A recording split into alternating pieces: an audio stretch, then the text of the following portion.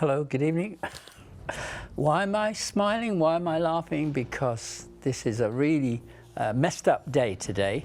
But I want to say to you, before I make my apologies, that it's going to be interesting, tonight's show. I mean, here's my notes for today.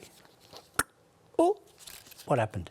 Well, I've had a very busy day. Have you ever had a day where everything seems to drag on and you try to make everything complete, that whatever it is you're doing, whether it's something at home, whether it's something at work, whether it's something homework, whatever it is, and it doesn't quite happen on time. Well, I've got one of those days today or tonight, and I apologize for my attire. Not that I don't look like this often, but the thing is that I want to say to you, I think you'll have some fun, because I've had fun. I was thinking of a topic today, but I needed time to get it together. So I'm going to hope that my wife's not watching tonight, because what I'm going to show, she might go ballistic, because we did a little shoot yesterday, a little practice about what we will be talking about on the next Howard Conder, I hate that thing, Howard Conder, life stories. And it's going to be all about when we went into ministry, and we started by thinking we were going into ministry with mercy ships, and this was going to be a full-time job in that sense, and we weren't going to be getting paid, because when you work in ministry, normally there's no funds, particularly at the beginning. And but we were really excited about it. And so what happened is, but there was a cancellation in going to join Mercy Ships, which I did sort of tell a little bit of that story on the life stories that I did. But Lesley's going to help me on this one. So we did a bit of filming yesterday before she left back for her flight yesterday after, or even early evening actually, it wasn't afternoon. And so I was hoping to have the whole lot finished. Here I am laughing again, because I just didn't get it finished. So whilst you're going to be watching this first segment, I'm going to run back up to the edit suite, and I'm going to do the second segment and get that rendered out. There are some B-roll bits and pieces that I just didn't get time to include, but I've got some of it. But I think you'll enjoy the fact that my wife and I had to reminisce a bit yesterday. We had to remind each other of what it was when we went to Romania and what it contained. Obviously, it starts off the whole account of actually traveling to Romania because God intervened and spoke very clearly through a man of God that I should go. And I didn't want to go. But the bottom line is, when we went to Romania, it was just at the time of Ceausescu's demise, when he had just been shot, put to death, and his wife, because of his despotic leadership in Romania. Ceausescu, absolutely horrific man. But anyway, what happened in Romania was quite amazing. So Lesley and I were discussing it yesterday and trying to remind each other. So we had a bit of fun as well, some warts and all. But I'm going to do this little introduction, whiz upstairs, get on with the second part, whiz back down, get on with the third part, and so on and so on. And we will make our way through. Now, if you want to email in or comment, live@revelationtv.com is on your screen, and also the SMS number. We'll leave that on for a few seconds more, and maybe from time to time you'll see it appear throughout the program. So pray for me, and I pray for you that you can endure what my wife and I, Lesley, put together yesterday. And it really is a lovely story, but you got some B-roll at least. Have a look at this. Thank you for joining us on this particular life story. I do need the help of my dear wife, because we went together. She's laughing already. You've never invited me to your life stories before. I know. Well, this is the first time, Lesley, and we're going to be talking about the time that we went to Romania. Yes, that was in 1989, 90. And it was a very difficult time, because Ceausescu, who was a bit of a tyrant, to say the least, was the one who had held his people in a way that made Christianity outlawed in that country at that time. And being pretty communist, Lesley, it was something which the church had to be underground. Christian church, and pastors were persecuted, put in jail, etc., etc. So it was a very difficult time. But let me start by telling a little bit of the background, which is where I was back in Tampa, Florida. Lesley was in the United Kingdom, and I thought I was going to be joining Mercy Ships very soon, and so was Lesley. She'd gone back to see her mum, because we were both living in Tampa, Florida at the time. And all of a sudden, I got a phone call, and it was a Sunday afternoon. Lesley, as I say, was in the UK. I got this phone call, and in those days, you didn't get many phone calls. You know, let me tell you, 30 years ago. No mobile phones in those days. No mobile phones, and to get a call was quite unusual. Don't laugh, darling. No, I'm only joking. Anyway, the thing is, what happened is this particular caller turned out to be a ministry called Harvest International. They were somewhere in America. I don't know where. I still don't know where they came from. But suddenly, for some reason, they were calling me and saying, we heard that you're a cameraman, and we'd like you to come with us to Eastern Europe, to Romania. And I said, well, hang on a sec, that's very kind of you to ask me. I'm not really much of a cameraman. I wasn't at that time anyway. I don't think I'm much better today, to be honest. But anyway, so I said, no, we're going to be joining Mercy Ships soon. Because we were almost Texas. packing up to go. I mean, our little boys were aged 4 and 5, and you know, I was buying them their cowboy boots and cowboy hats, and we were going to have a life living in the USA. Yeah. And it was all mapped out, as far as I was concerned. It's going to be in Texas. Yeah, Houston, Texas. Yeah. I think it was Tyler, Texas, Lesley, but, you know, it's somewhere in Texas. But those boots that the boys were wearing were just spot on for being a part of, you know, the what was it? Texan lifestyle. The Texan lifestyle, yes. But Mercy Ships was the organisation that we were going to be working in the media centre. Anyway, so having had this phone call and just disregarded it, about 3 hours later, I was going to go and join Jenny and Bill Grine, who were very famous at that time because she was a singer and Bill was the manager, and she had a pretty big hit which she'd recorded with us. But anyway, the thing is, she said, why don't you come and we'll go out to dinner tonight, but we'll come to my church, or the church she goes to. That was the other side of Tampa, Florida. And I said, well, okay, but I don't want to come into your service, because at that particular time, no matter what church I went in, everybody had a word for me. It was as if, you know, God was speaking to everybody about except me, about what I was and Lesley were going to be doing in the future. And I got a little bit tired of it. So I said, Jenny, I'll tell you what time does the church service finish? She said 6 o'clock. I said, I would be there at the door waiting to meet you. And that's what happened. So 6 o'clock came. I made sure I was there, Lesley, and I was looking at the people coming out, looking through the doorway, saying it's safe to go in. So I went in, and this man said to me, he looked at me rather strange, and I thought it was because I was dressed in jeans. And you don't dress in jeans when you go to church in America, particularly. You look like, you know, you're just going to a wedding or something. Your Sunday best. Your Sunday best, exactly. Anyway, this stranger said to me, when he looked at me, he said, do you mind if I pray with you? I said, a little bit rudely, I said, if you have to. And I said, okay. And then he prayed for me, and he said, hang on a sec. You had a phone call this afternoon and to go to Eastern Europe, right? I said, yes. How did you know? He said, God wants you to go. And I said, well, the power of the Holy Spirit just came over me, Lesley, and I just was trying to pull myself together, but I said, I'll go. I'll go. And that's what happened.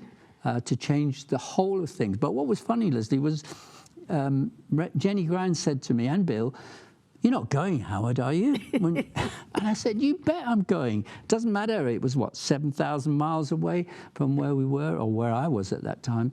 Anyway, so all of that to say was the beginning of doing something that changed our life forever, I think. Right? Mm-hmm. Absolutely. I mean, I can remember when you phoned me and said, how do you feel about not going to Texas? And I kind of felt very torn anyway, because I was back in the UK and I had all my family, and our little boys liked being in the UK and such things. And I kind of I didn't really think any further than the fact of, maybe I'm going to settle in the UK. How I was going to go off to Eastern Europe. absolutely fine, you know, let him go and do his little trip. I'll just stay here. And that's really sort of was the very beginning of it. Yeah. So what happened, or what was happening as well, when I eventually went and joined them. I can't remember how I got there, because Harvest International were coming from the States. I was then coming from the United Kingdom. But anyway, we met in a place called Arad. Because what the Harvest International were going to do is preach on the streets and preach in these big tent meetings that they held. And Arad was one of the places, and the other place was Timosura. Now, imagine the scene. Nobody had preached in these streets, particularly in Timosura, where Ceausescu had his army, his tanks, everything, firing into people's front rooms in this particular square that was very famous in Timosura. So he was killing his own people because there was a revolution. That was the thing. People had got so fed up with Ceausescu and living under his dictatorship, which was cruel and they were very selfish. There was the elite, which were well heeled and looked after financially, and there was the poor. What about the poverty there? When you eventually turned up, what did you see, Lesley? Oh, the poverty was absolutely tremendous. I mean, when I went, I sort of took, you know, few pairs of shoes for both of our boys each. You know, I thought, oh, they might need this, they might need that. And I think I'd only been in there a day. We'd given most of their clothes and shoes away, because these children, they almost seemed like street children. I don't know, I presume they had homes, but they just seemed to have absolutely nothing. Bare feet, tiny, thin and such things. And a real poverty amongst the people, but also a real oppression, because although Ceausescu had been killed, and people were very gradually starting to realise that they had a freedom that they'd never ever had, it still was very much the sort of fact everybody walked with their heads down. They didn't look at each other to the left or the right. People were still quite scared and very, very cautious, because that's how they had lived for all of their lives. Yeah.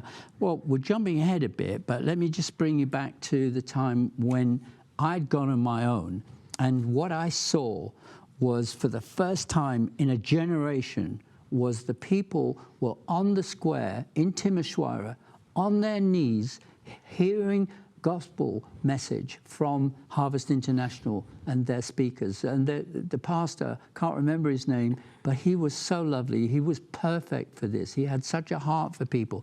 But here, as you'll see, that the people were on their knees, crying as well, weeping, but giving their life to the Lord, hearing the gospel message for the first time ever, probably for that generation. Sure. You know, so the other great thing for me was witnessing what we saw in the way the tent meetings were going. Now we can actually jump a little bit back or a bit ahead in time, where we actually decided. I came back from Romania, telling you all of this, showing you the videos, and that's when you decided to come with me, and we decided to do something a bit unusual. But the thing is, I'd also started to see it on the news. Every time you turn the news over, turn the news on, the news cameras had gone into the orphanages, and the orphanage was absolutely overflowing with babies, with children, with teenagers who were kind of like almost caged.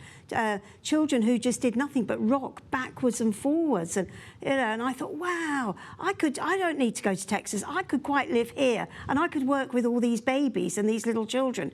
I was really excited. Right up your street, that just was. wanted, yeah. I thought, that's it. You know, I'm going to go. Yeah. And we took the boys with us. Well, we had to... Yeah, but the story, again, we're jumping ahead. What did I do? Typical me, I think outside the box, literally, and I went and bought a box van from the auction. It was an old Securicore, you know, those big old blue Securicore vans, virtually windowless. Yeah, I think it was a GPO one, but it was still the same thing. It was ugly. It was the ugliest van you could see. But what we decided to do with our brother-in-law... We'd make a home. Jeremy. Yes. I don't think Jane and Jeremy were married at that time. They might not have been. No. They were very young. Yeah, but they're a married couple today with children. They weren't. Yeah. They were just dating at that stage. And as you'll see, it is absolutely amazing. Jeremy's, you know, a Hulk, you know, of a man. You know, here's me in my, you know, all flesh hanging out. And here we are, sawing up wood. And we had little Joel and Luke who were doing their bit, sawing up the bits, because we converted this van into a home. Into a home. You know, it was supposedly to help us to get to Romania, have a place to sleep and live ourselves. It had a kitchen. It had beds. We went and bought these clearance pieces of an MFI kitchen. I mean, when you think about it, we put fitted wardrobes in this van. We made a table bench because obviously needed to work with the children because they were just about off school age, so they needed to do school work. And we had, you know, all sorts. We had little cooking facilities and such things. A toilet. Yeah, a toilet. Yes, exactly. But.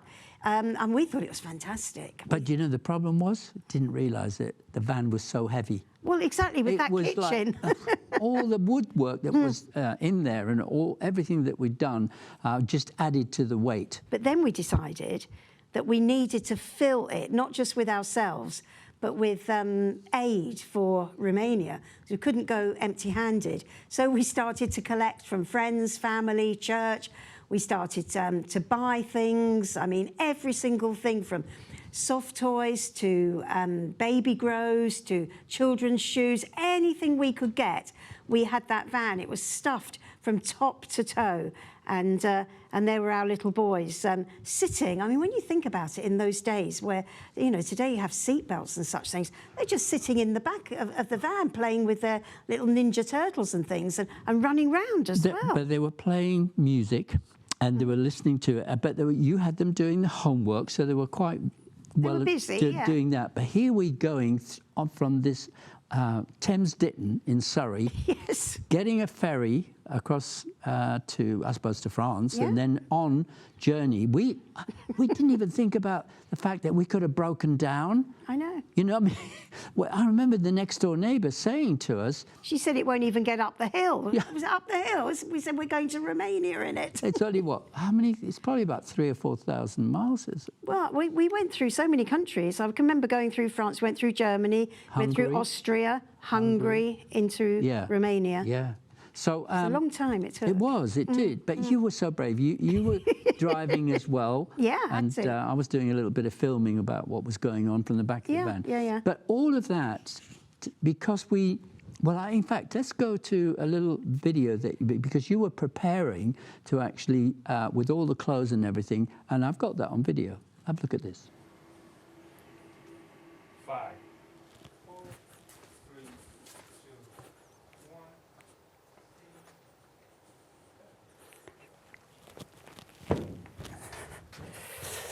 Right, okay, just about made that. In fact, the next one's going to be even harder for me because I've only got like 8 minutes on this to make the next segment. So hopefully you're following it all right and getting something out of it. I think as long as Lesley doesn't when I get home, but nevertheless, I think it's fun. If you're emailing in, that'd be great. live@revelationtv.com and SMS number on your screen. I was trying to get all the B-roll on.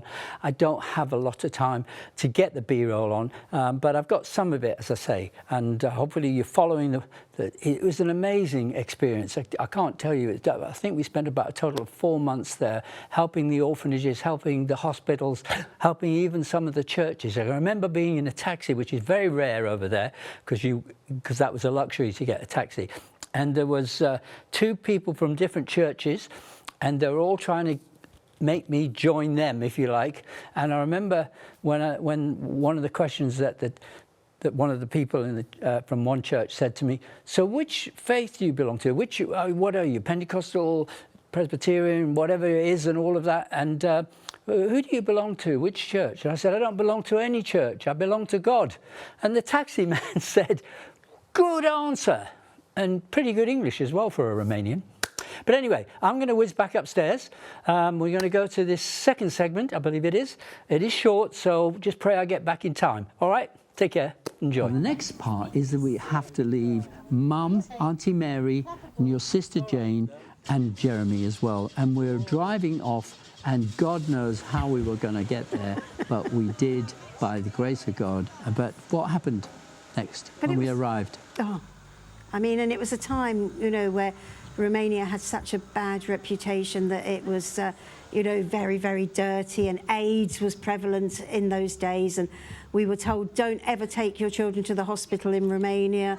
You know, they'll probably never come out and such things. And we just got there, and Joel, age 3, of course, jumps out of our van, and the huge revival tent was there, fell straight onto the peg of the revival and split across his his head. I said, oh no, we've been here 2 minutes, and I had all these steri strips. I knew I couldn't take him for stitches. I was terrified to do that.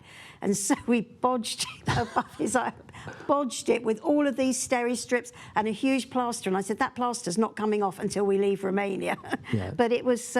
It was great. I mean, we were involved with the tent revivals. Yeah, but before we go there, let's have a listen to what you were saying to Joel. Lesley, when we had arrived there and you'd set up, you know, home, as it were, in the van, and we were sleeping right outside in the area where the tent was. And Harvest International were the ones that were actually preaching the good news in the tent meeting. But, you know, you've got all these people without... Well, we had loads of young people with no shoes, or the shoes they had on them were absolutely falling apart. So the shoes that we'd brought with us as well, and the clothes, they were going through them all, weren't they? Absolutely. And making a selection for themselves. Also, some of them were trying to take some shoes for their brothers or sisters, weren't they? That's right, but you can't blame them, can you? You can't blame them. But you said, no, you just take what you want. Just take what you need. Yeah. That's right. Yeah. So when Harvest International actually sort of finished, they closed up their tents eventually, and they were heading back to the USA. But we stayed, didn't we? Yeah. And I wanted to really get involved in helping. I didn't know what I could do. I wanted to do something in the orphanages. And we happened to meet this doctor, and he was somebody who was able to introduce us to the head of a maternity hospital. And it was absolutely amazing. We went and we were able to take so much tiny baby clothes, whatever we could, we took there and met the doctor. And, you know, we kept hearing about people adopting babies, but it was very difficult, very difficult. But people were doing it, and there were so many babies who had been abandoned, and we said, we would like to do that. We really would like to do that, thinking it would just be so easy. And that's where they introduced us to a baby, and that baby is actually our daughter, Rebecca. Yeah. But before then, what happened? What did happen? Well, there were other babies that were there as well, and I could see that you were enjoying yourself looking at them. And I was holding them all, and there was no one in this room. And how many minutes about? Was it 10 or 20? At least children? 20. All these tiny babies, and nobody was in there with them. And so I would be getting them all out, and I'd be rocking them and patting them, and it was so tiny. Absolute joy to you, wasn't it? Loved every minute of it. I was there every day. Yeah. So then what happened next is we got to be very friendly with the lady who ran the maternity hospital. So she helped us because with the way that it worked, the babies, the little babies, were only there in the maternity hospital for a few weeks, and then they were sent into the orphanages, which were really quite horrendous, because we had experience of going into those as well. But these were sort of in the maternity hospital, but they called it the abandoned baby rooms. Yeah. So what she did for us, in fact, I remember praying for her. She was lovely, wasn't she? Dr. Duradesco. That's it. I mean, Duradesco. Okay. And the Christian doctor, who was the male doctor you were talking about earlier on, he was standing there and witnessing the fact that I was praying for Duradesco. And he said to us after, he said, you know, nobody's been ever prayed in this hospital before. Oh, wow. Okay. Yeah. And at least for 40 years, he said. So and that was his time.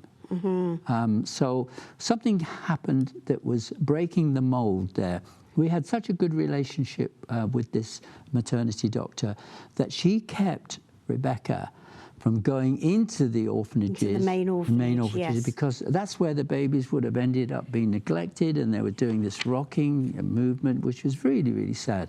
So we were really grateful that we built that relationship. And it was so easy to go in every day. Yeah, she was letting us go and visit, and you particularly. But we didn't have a clue. We just thought, oh, that's great, you know. We'll go back in a couple of weeks and we'll take Rebecca with us. Oh, no. Paperwork, like that, like that. But the thing was, the Americans were coming over. Anyone else from any other nation were coming over, selecting their baby, and going off within 2 weeks. I know, but not the Brits. UK, not the UK. The UK gave us document after document that we had to go through, we had to comply with. I mean, now I do appreciate it, but it was really... I mean, I can remember seeing you crying one time, and you told me off for filming you. I should think so. I know, but the thing is, it was just showing you what torment you were going through, thinking you were going to not get Rebecca. I know. And it's the longest labour I ever went through. Or the hardest, probably.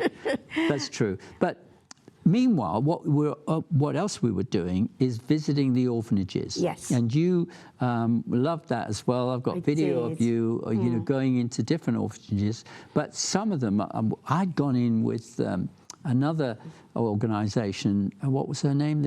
Nan. This Nan with her 2 drivers. From Scotland. In a double-decker bus. She was incredible. I mean, she was... Probably, well, she was probably in her 50s. I was probably 60s. Probably 60s, yeah. And she was so organised. She had this double-decker bus that was full. It's a London double-decker bus, by the way. It was an old... Yeah. And she drove all the way from Scotland, picked Brian, her driver. Yeah, and there was 2 drivers. I can't remember the other one. Yeah. And there she is, rattling along in the bus, but the bus was full to the top. With of helps, they called it, yeah. helps of everything under the sun. And she had it absolutely stuffed. And she had her little cooking area to do the eggs and bacon for everyone. Yeah. And I've got footage of all that. You'll be seeing it as well. But the thing is that what was so great is Nan went several times backwards and forwards from Scotland with the whole double-decker bus full of gifts, toys for the children, also practical things as well. Soaps for the elderly, toothbrushes, paste, blankets, everything you can think of. Have a look at this video here where the young ones were trying to brush their teeth. I'll never ever forget this. Some of these children cannot even reach the tap. See that little one there? That is cold. We do not seem to have hot water at all. See the little water pieces.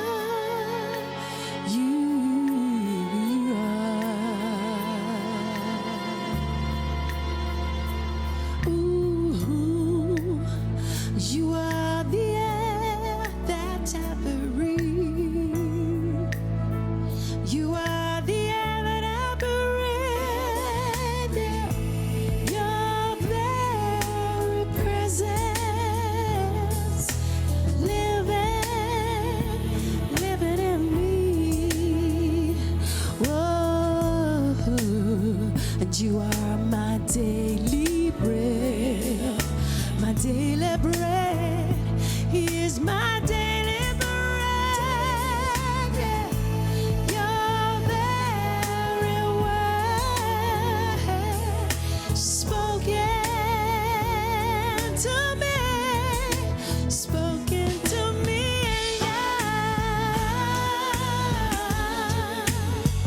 I'm desperate for you.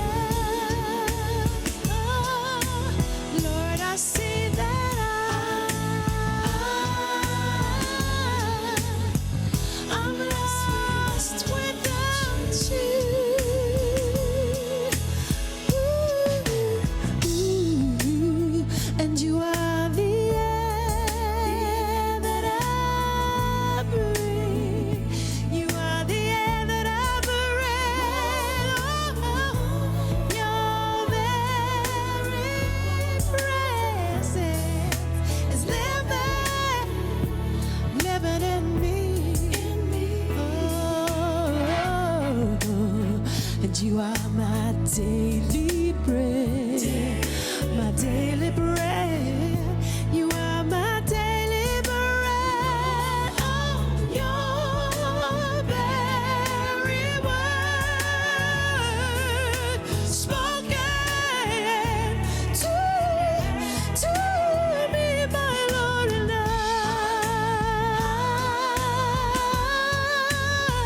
I'm desperate for you. Lord, I see that I was lost without you.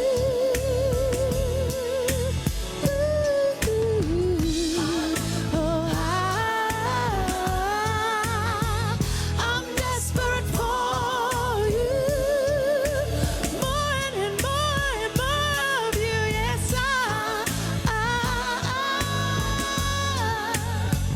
I'm lost without you.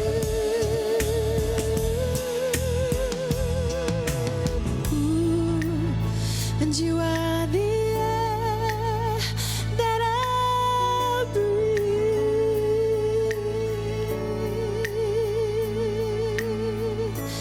You are the air I breathe.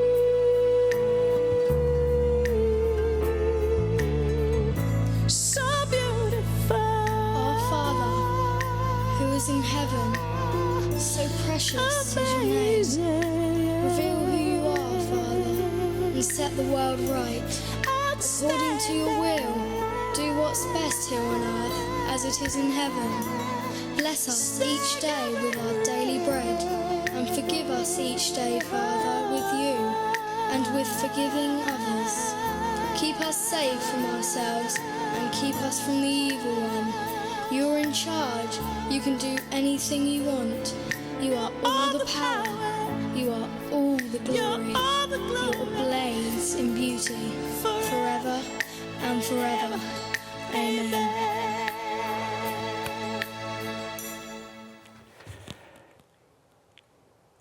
You may not believe this, but when you just made that, I was shouting all the way downstairs, I'm here, I'm here, I'm here.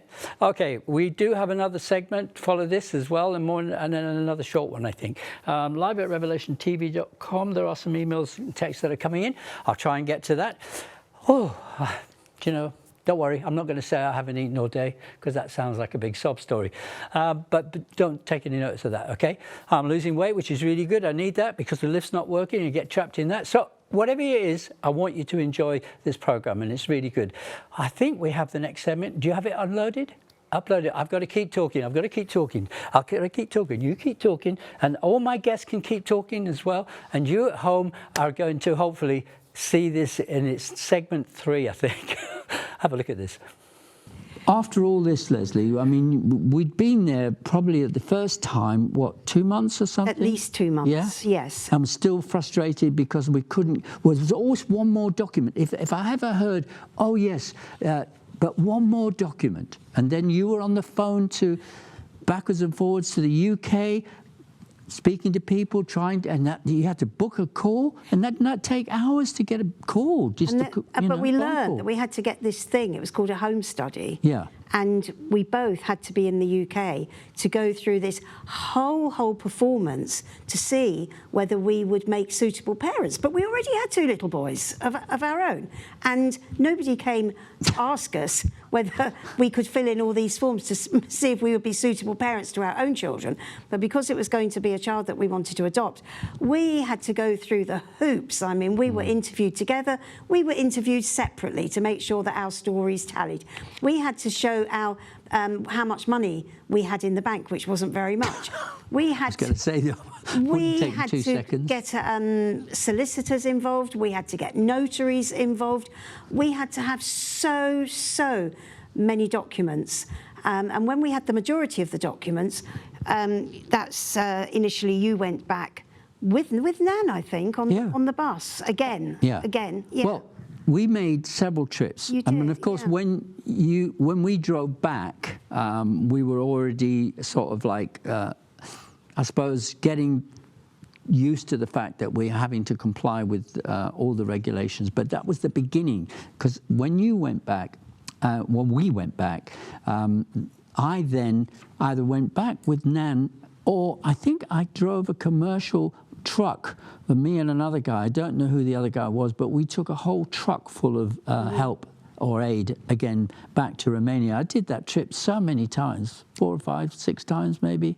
Well, the second time that I did the trip, when we thought we would have all the documents, we flew over, didn't we? Because we only went once. We once. had to fly at the end because we needed to sell the van in order to pay for the air tickets. And I know there's a whole story with that, which I've already shared on my life stories. But basically what it was is we had this wonderful old van that was so ugly that we went one Sunday morning to a place in London where everybody sort of bought and sold vans, but camper vans. Yeah, but ours was anything but a camper van. It was looked like something on steroids that was like a box. It's like a box on wheels. Yeah, and so heavy. And do you remember, without going through the whole story again, because it's on my previous one, we actually it was freezing. We had the back doors open because it looked nice inside, but the ugly van, it was like the ugly duckling. People had to step inside the door, didn't they, to appreciate it? And we basically, after 3 hours, we just gave up, and I prayed a prayer. Do you remember what I said in that prayer? Yeah, that somebody would say, "I love your van." And give us the money that we were asking, which was 2,300 and something, or whatever it was. And because we'd had an offer earlier that day, and it wasn't enough. It was from a dealer, and we were just saying, we're never going to sell this van. But I'd just pray. As I'm even starting the van up, Lord, let somebody come and say, I absolutely love your van, tongue in cheek, and give us the money that we needed to pay for the FOs, which was about 2,300 or something. Okay, and then this car comes up, screeches to a halt, gets out, looks inside our van, and said, "Oh, I absolutely love your van." and we said, "But it's 2,300, whatever." And she said, "No problems. Just what I need to go touring." Long story. You need to read or look at the previous life stories. But that turned out to be Joe Brown, who was the singer with the ukulele and everything. It was her daughter, Sam Brown. And of all the people that would stop and say that and buy the van, was the very person that I needed to get in touch with for another reason, which was on my life stories earlier. You need to look at that. But yeah, so having done that, the van was sold. So we had the money to fly back to Romania. Yes. Because this time we were ready to get Rebecca. And we thought we had all the documents except the home study, which was the Surrey Social Services had completed, but they said that it had to go through sort of various departments before we would actually get the paper copy, and that was our big problem, wasn't it? There's another thing. I don't remember the young boy's name who helped me, but he came with me and he filmed me actually going up into London to try and get this document from for the home study and everything from the adoption people, which was near Waterloo. And eventually we get it, and I'm rushing. Do you know, the whole thing was rushing all the time because it was like it was so important to try and speed things up as well. So eventually I went back to Romania again, but this time I went on my own as well. And then you came as well later. I'm trying to remember the whole sequence because it was 30, 40 years ago. Several times we seemed to go backwards and forwards. Yeah, we went backwards and forwards, that's for sure.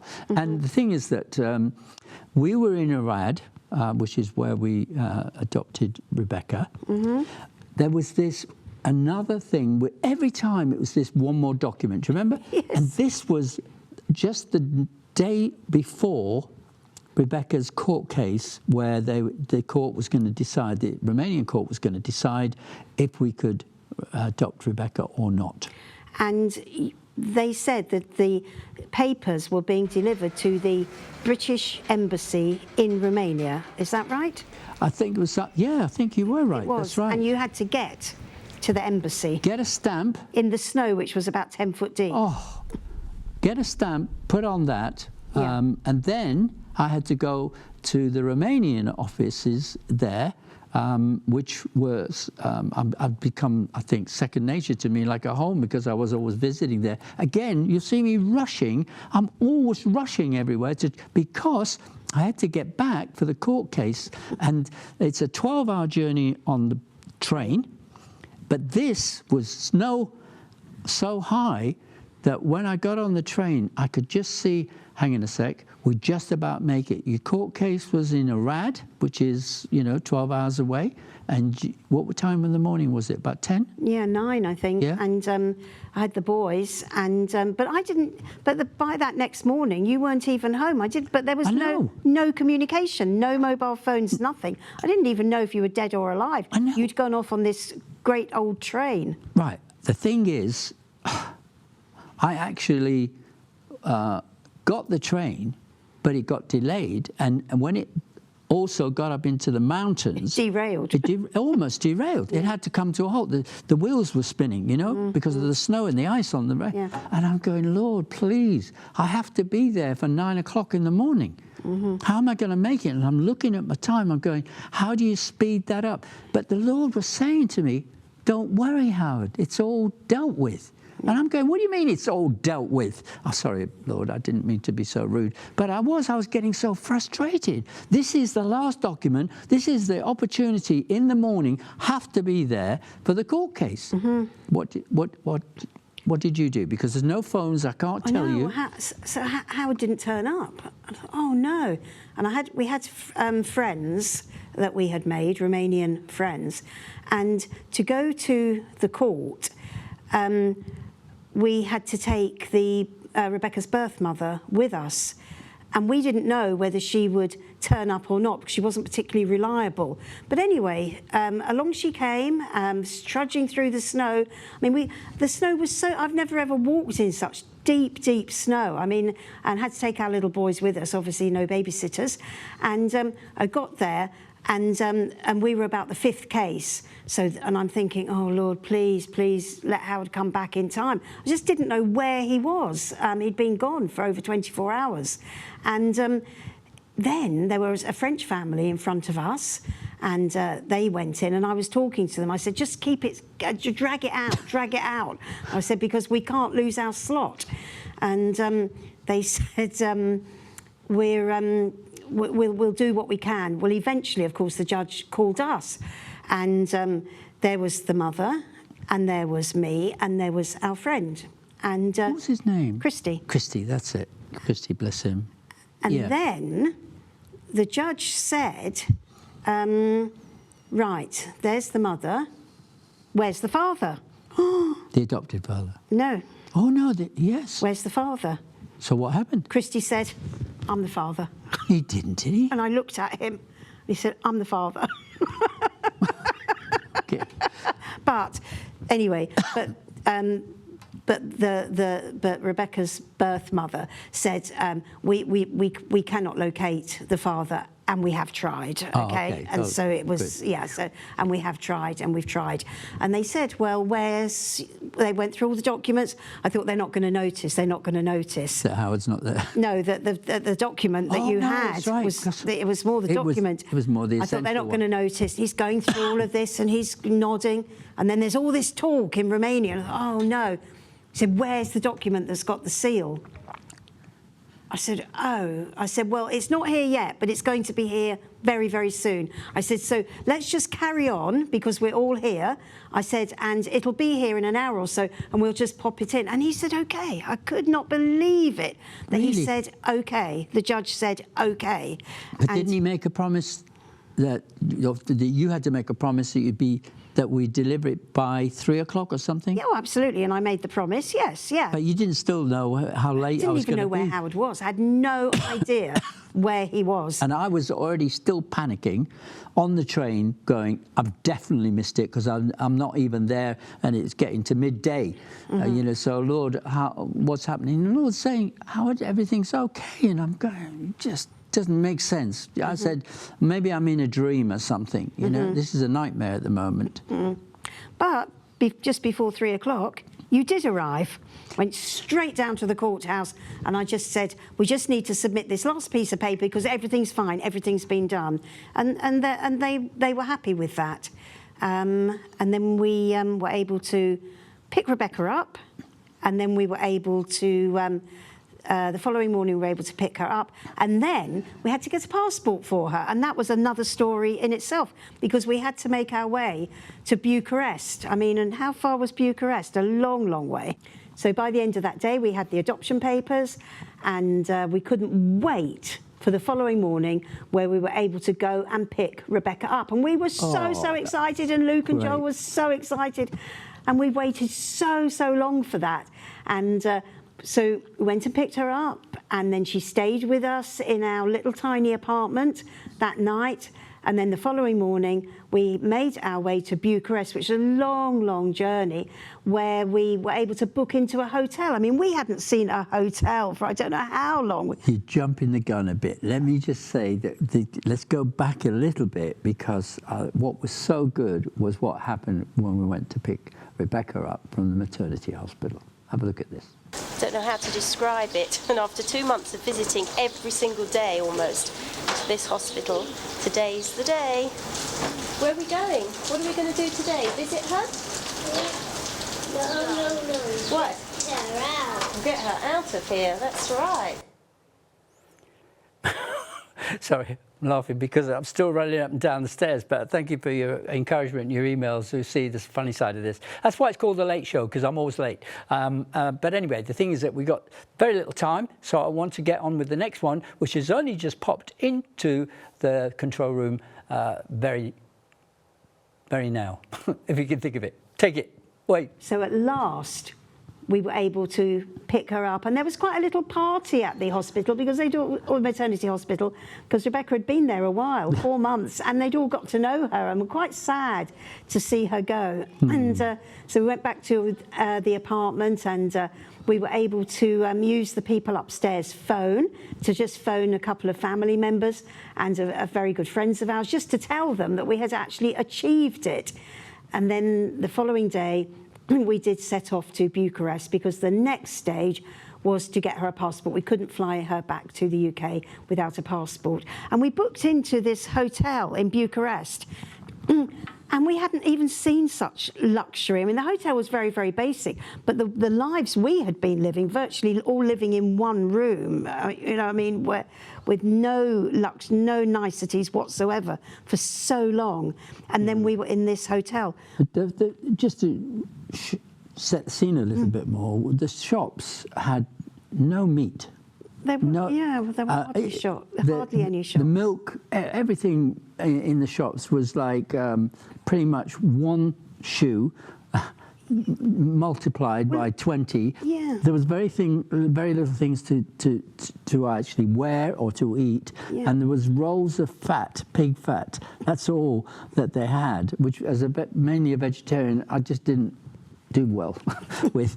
But all of that to say that when we did get to the hotel, we were spoilt a bit, because, as you say, because of the things that we had available then. But it was freezing cold, and I remember being so tired that I fell asleep, and you don't know this, but on video that a friend of mine took, he could see that the kids were being really naughty. Surprise, surprise. And you fell asleep as well, so there's the two of us Exhaustion. absolutely fast asleep, and we're in this hotel room, and the children were really playing up. They were bashing each other and everything, and running around, hitting each other. So, yeah. But the thing was, we then... What happened next? So you went off, and you, again, no mobile phones. You were gone the whole day. And I didn't know, are you having trouble with the passport? Yes. Was it the norm that it was going to take a whole day? I mean, I was there with the children. At least we were safe. At least we had Rebecca, and there was a little restaurant in the hotel, so we could actually eat. So I knew that we were okay. But you got back very, very late. But you had the passport. Oh, no, you didn't have the passport. You said you could go and pick it up the next morning, but you'd done all the paperwork for it. Right, yeah. So all in all, we managed to make it work. It was always like last-minute things that needed to be done, but somehow they got done. And we'd already booked a flight home. Yes. And because the snow and the ice was so great. The aeroplanes, they were standing on the wings trying to shift the ice. So with brooms. yeah, with brooms. I mean, you know, it didn't give you a lot of confidence that we were going to be taking off very safely or anything. But eventually, we took off.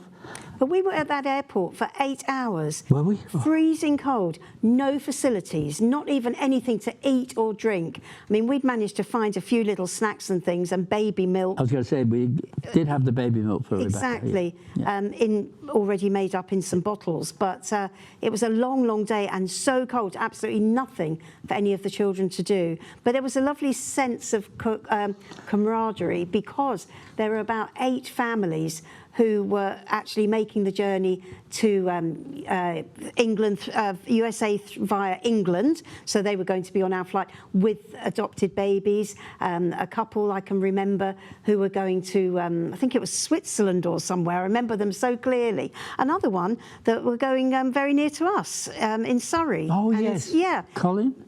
Was it Colin? What was the names? Well, the little girl's name was Bianca. Right. I can remember but that. What was the preacher and his wife? Yeah. You don't remember? Colin and Brian and Corin. Brian and Corin. Yeah, Yes. bless them. Yeah. Yes, Because we yes. helped them, didn't we? They stayed with us for a while, didn't they? In our one room. We didn't even know them. And we had He this. was a Church of England vicar. With this one bar of fire, wasn't Yeah. it? It was freezing We used cold. to make toast, didn't and we? we We used put to put the bread blankets in on the front of floor it. because it was so cold. Yeah. And oh dear. But we learnt a lot from that because we, like the Romanians, they would sleep on sofas. They didn't have bedrooms for everybody. didn't, no. We did the same eventually when we got home because we had a 2-bedroom apartment and we had 2 boys. And one a little girl now. girl, that's right, So yeah. we slept on the sofas. Yeah, and you it know, was just fine. like they did in Romania. It was fine. You know. So eventually we got back home and life was good. It was good to be home. And then exactly 1 year from the date that we got back home, we were able to go to Kingston upon Thames, Crown Court, where we were able to actually do the official adoption. Yeah, and I've got footage of that too. So, well, when you came out of the courtroom, and we ended up going back home to our little apartment, and that was really nice. Officially a family of 5. People used to say to us, oh, when are you going to tell her she's adopted? We said, well, we're never going to have that conversation because right from the word go, she knew she was adopted. And, you know, our boys are 4 and 5 years older than Rebecca. And I can remember them in the back of the car one day. And Rebecca was about 3 and Joel was about 7. And they were arguing, the two of them. She used to hold her own with her brothers. And she said to Joel, you know what, Joel? She said, I'm really special because Mummy and Daddy chose me. They didn't choose you. And he was furious. I could see it in my mirror. Joel's face, his eyebrows were crossed. And then he came out with, Rebecca, you know why they chose you? Because they knew no one else would. Oh, terrible. But that's how they. She can stand up for herself. No, but that's how they all coped. Yeah. You know, they kind of just worked it all out amongst themselves. But Rebecca did choose at some stage to want to go and see her family in Romania. Absolutely. And we did arrange for that because we promised her if she ever wanted to do that, we'd do it. And that was amazing that we were able to locate them, really. Well, we waited until she was 18 before we did that because we just thought that through her teens she had enough to deal with, as teenagers do, without all the added emotions. And so when she was 18, we took her and our younger daughter Bethany, and where she was actually able to meet with her grandmother, her auntie, her mum, and her little stepbrother and sister. Yeah. And that was an amazing and emotional time. Very emotional, yeah, very. And maybe we'd leave that for Rebecca to share a story about that visit.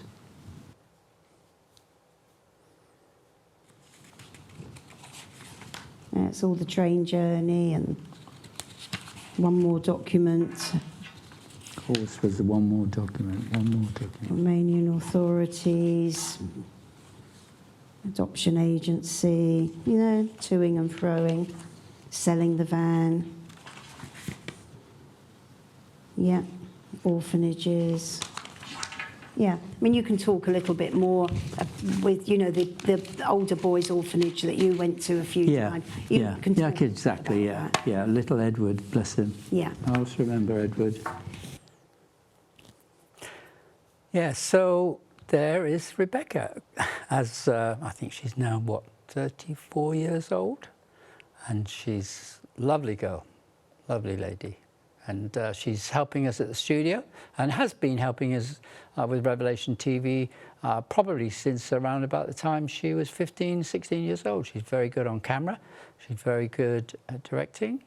And yeah, she's a lovely girl, bless her heart. To think all of those years ago that we were able to get that little baby out of that orphanage.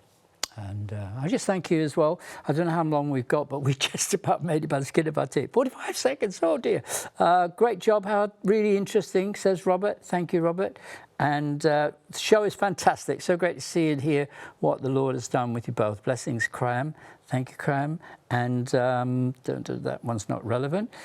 Okay, but I'm just going to say thank you. Tonight's program, honesty and refreshing, inspirational, wanting the truth these days, absolutely. Well, you get it here. I mean, there's no warts at all. You just get something that's real, even though it is a bit frantic. But as I said, it is the late show, and that's why sometimes I am late, because I leave things to the last minute. But I do have a lot of other things to contend with all the way through. And as Brian said, it's amazing, amazing, an amazing story. Thanks for telling it, says Brian. God bless you.